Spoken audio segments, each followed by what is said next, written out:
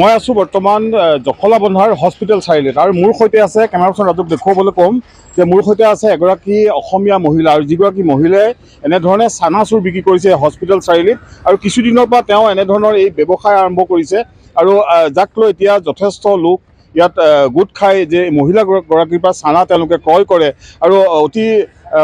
আচলতে খুব আনন্দৰ কথা যি সময়ত আচলতে আমি চানাচুৰ বিক্ৰী কৰা বুলি ক'লে সৰ্বসাধাৰণতে জানো যে বিহাৰী সম্প্ৰদায়ৰ যিসকল লোক তেওঁলোকে চানাচুৰ বিক্ৰী কৰে আৰু আমাৰ যি চহৰে নগৰে দেখা পোৱা যায় বিশেষকৈ পুৰুষসকলেহে চানাচুৰ বিক্ৰী কৰে কিন্তু তেনেস্থলত এগৰাকী অসমীয়া মহিলা আৰু সেই মহিলাগৰাকী এনেধৰণৰ এক ব্যৱসায় কৰিবলৈ এনেধৰণে আগবাঢ়ি আহিছে আচলতে খুব সুখবৰ নিবনুৱাসকলৰ কাৰণে বা যিসকলে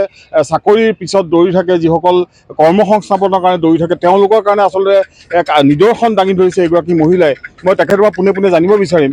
আপোনাৰ নামটো মনিষা কলিতা কিমান দিনৰ পৰা আপুনি এই ব্যৱসায়ৰ লগত জড়িত হৈ পৰিলে 8 বছৰ হ'ল 8 বছৰ চানা বিক্ৰী কৰি আছে ক'ত বিক্ৰী কৰে আপুনি দিনৰ ভাগত স্কুলৰ মুখত সন্ধিয়া চাৰিআলি হয় ইয়াৰ পৰা উপাৰ্জন কেনেধৰণে হয় উপাৰ্জন কি কাম আছে কেতিয়াবা ভাল হয় কেতিয়াবা বেয়া হয় যেনে টুকটাককৈ চলি আছোঁ আৰু টুকটাককৈ চলি আছে এই ব্যৱসায় আপুনি কিয় বাছি ল'লে যিহেতু বিভিন্ন বেলেগ বেলেগ ব্যৱসায় আছে আপুনি চানা ব্যৱসায় এনেধৰণে কিয় বাছি ল'লে মই বাছি ল'লোঁ মানে আপোনাৰ স্বামী আছে আছে ঘৰখন কেনেধৰণে চলে এই চানা ব্যৱসায় কৰি চলে নে আন অন্য কিবা আৰু উপাৰ্জনৰ পথ আছে মোৰ মানে চানা দোকানখনে মই যেন তেনে ঘৰখন চলাই আছোঁ মানুহজনে দিন হাজিৰা কৰে আৰু দেখা গৈছে কিছুদিন পূৰ্বে আপোনাৰ যিখন এই চানা বিক্ৰী কৰা যিখন ঠেলা গাড়ী আছিলে এই ঠেলা গাড়ীখন অলপ ইয়াতকৈ উন্নত নাছিল বৰষুণ আহিলে আপুনি ঢাকি থ'বলগীয়া হৈছিল বৰষুণ পৰে এতিয়া দেখা গৈছে সুন্দৰকৈ টিং লগাই এনেধৰণে দিছে কোনোবাই আপোনাক এইখিনি আগবঢ়াইছে নেকি কোনে আগবঢ়ালে এই দোকানখন হয় নিশ্চিতভাৱে অতি আচলতে খুব আনন্দৰ কথা যে মহিলাগৰাকীয়ে এনেধৰণৰ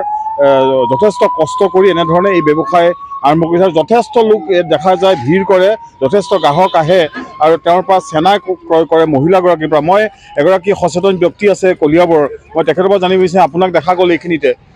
দেখা গৈছে এগৰাকী আমাৰ অসমীয়া মহিলা মনিষা কলিতা তেওঁ আচলতে এই চানা বিক্ৰী কৰি পৰিয়াল চলাই আছে আচলতে আমি চহৰে নগৰে দেখা পাওঁ যে চানা বিক্ৰী কৰা সকল সদায় পুৰুষ হয় আৰু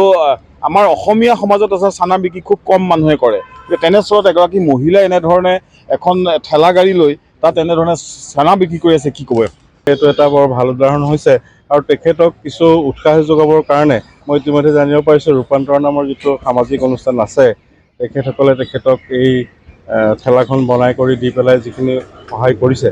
এইটো এটা ভাল উদাহৰণ আৰু মই ভাবোঁ যে এটা তেখেতে যিটো মূলধন এই মূলধনটো কম মূলধনত এটা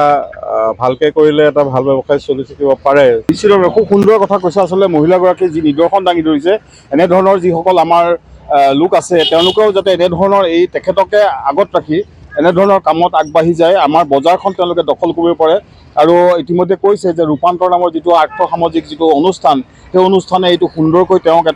এখন ঠেলা গাড়ী এনেধৰণে নিৰ্মাণ কৰি দিছে আৰু এতিয়া তেখেতে সুন্দৰকৈ আহি বাৰিষাৰ বতৰটো সুন্দৰকৈ এনেধৰণে চানা বিক্ৰী কৰিব পাৰে আৰু 8 বছৰ ধৰি তেখেতে এই ব্যৱসায়ত জড়িত হৈ পৰিছে আৰু ইতিমধ্যে তেওঁ উল্লেখ কৰিছে যে তেখেতৰ